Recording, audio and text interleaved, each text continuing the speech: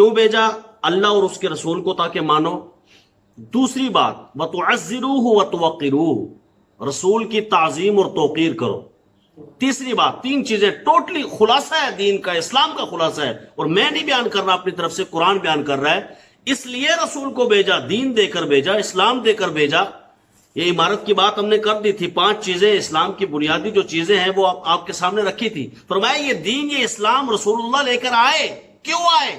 اللہ کو مانو، رسول اللہ کو مانو، پھر رسول کی تعظیم اور توقیر کرو، اور تیسری بات تسبحوہ بکرۃ واصیلا، اللہ کی پاکی بولو، اللہ کی حمد کرو، اللہ کی تعریف کرو، اس کی تسبیح کرو. اب یہ 3 چیزیں، پہلی ہے اللہ اور اس کے رسول کو مانو، دوسری رسول کی تعظیم توقیر، اللہ کی پاکی بعد میں. یہ کیوں؟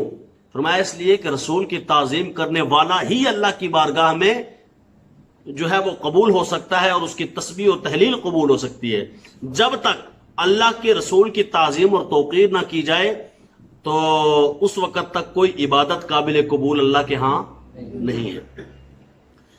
دیکھیں ہم روز مرہ کی زندگی میں جو چیزیں سنتے رہتے ہیں، بعض اوقات ایسا ہوتا ہے کہ ہمیں پتہ نہیں ہوتا کہ ہم یہ کیا کہہ رہے ہیں، اس کا معنی کیا ہے، اس کا ترجمہ کیا ہے، اس کی تشریح کیا ہے، اس کا تعریف کیا ہے، اس کی ڈیفینیشن کیا ہے.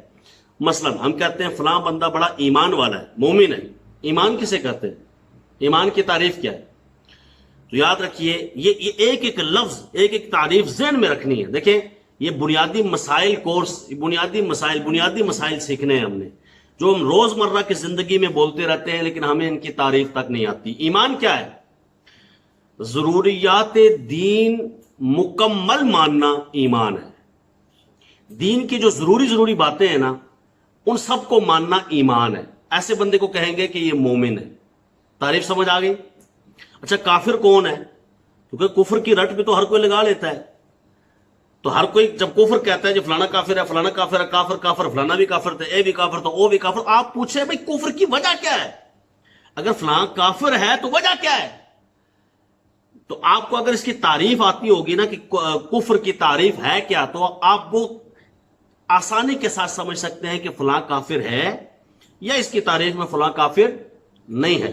تو کفر کی تعریف سادہ سی، ضروریات دین میں سے کسی ایک ضروری بات کا انکار کرنا، یہ کفر ہے. 2 باتیں آپ نے سیکھی، ایک یہ کہ ایمان کیا ہے، ضروریات دین ماننا. کفر کیا ہے، ضروریات دین کو نہ، ان میں سے کسی ایک کا بھی انکار کرنا کفر ہے. اچھا ضروریات دین کیا ہے؟ بالکل سادہ سی اس کی تعریف یوں سمجھ لیجئے جیسے ایمان مفصل اور ایمان مجمل پڑھتے. آمنت باللہ، میں ایمان لایا اللہ پر. جب ایمان اللہ پر لایا، اللہ کو مانا، تو اللہ کے علاوہ کسی کو خدا مانا، تو یہ ضروریات دین میں سے ایک چیز کا انکار ہو گیا اور بندہ کافر ہو گیا. اس کے ضمن میں یہ میں بات کر دوں کہ ہم جو الحمدللہ مزارات پہ جاتے ہیں اولیاء کرام کے، تو ہم اس کو نہ صرف جائز سمجھتے ہیں بلکہ اس کو قرآن و حدیث کا آرڈر سمجھتے ہیں.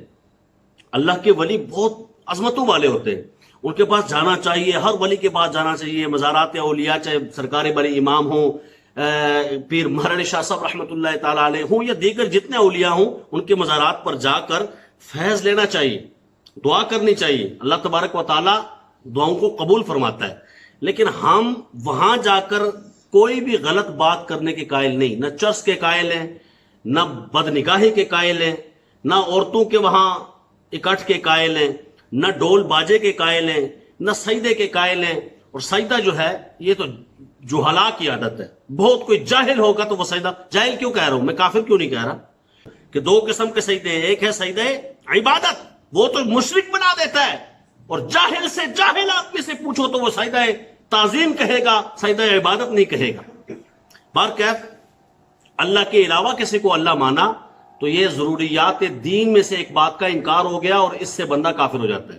اسی طرح آمنت باللہ و ملائکتہ، میں نے مانا اس کے فرشتوں کو. تو فرشتوں کا انکار یا کسی ایک فرشتے کا انکار یہ کفر تک پہنچا دیتا ہے اور بندہ کافر ہو جاتا ہے.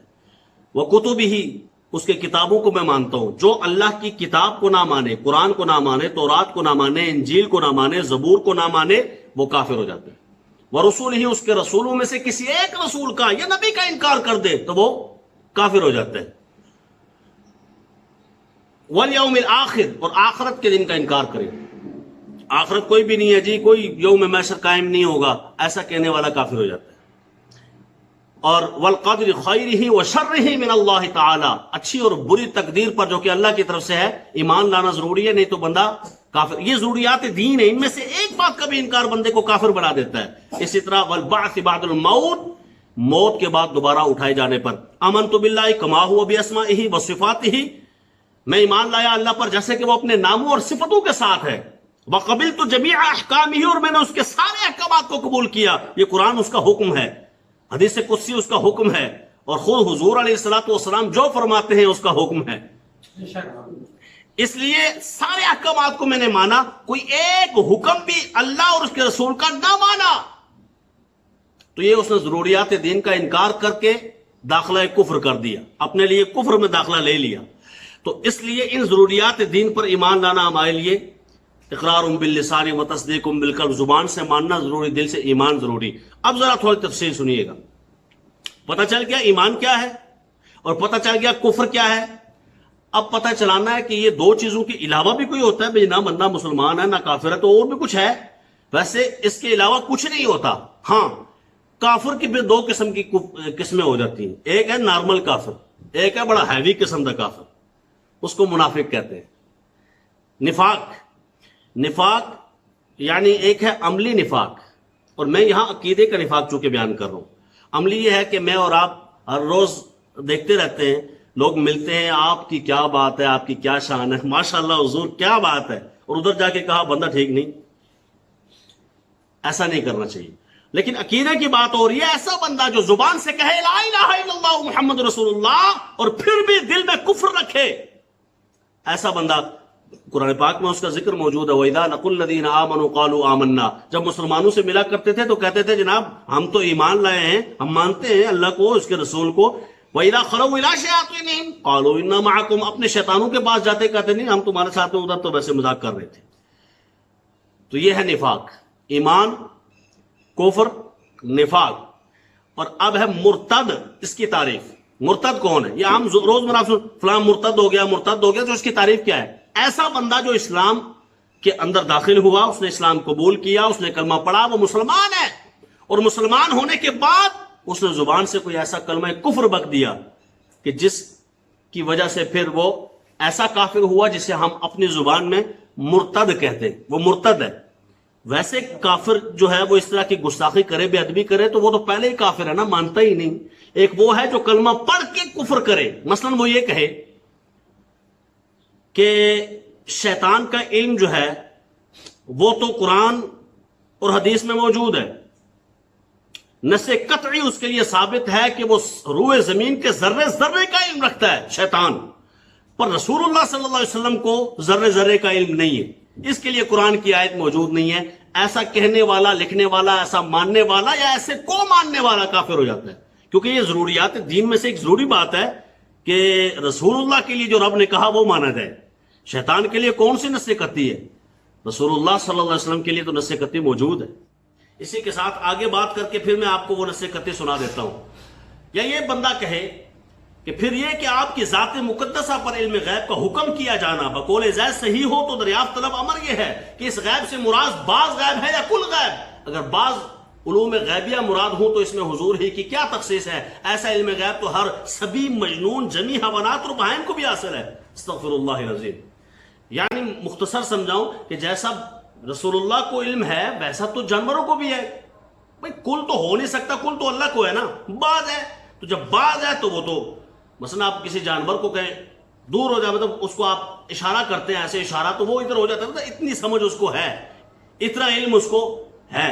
اچھا، غیب کے علم میں اور بہت ساری چیزیں آ جاتی ہیں۔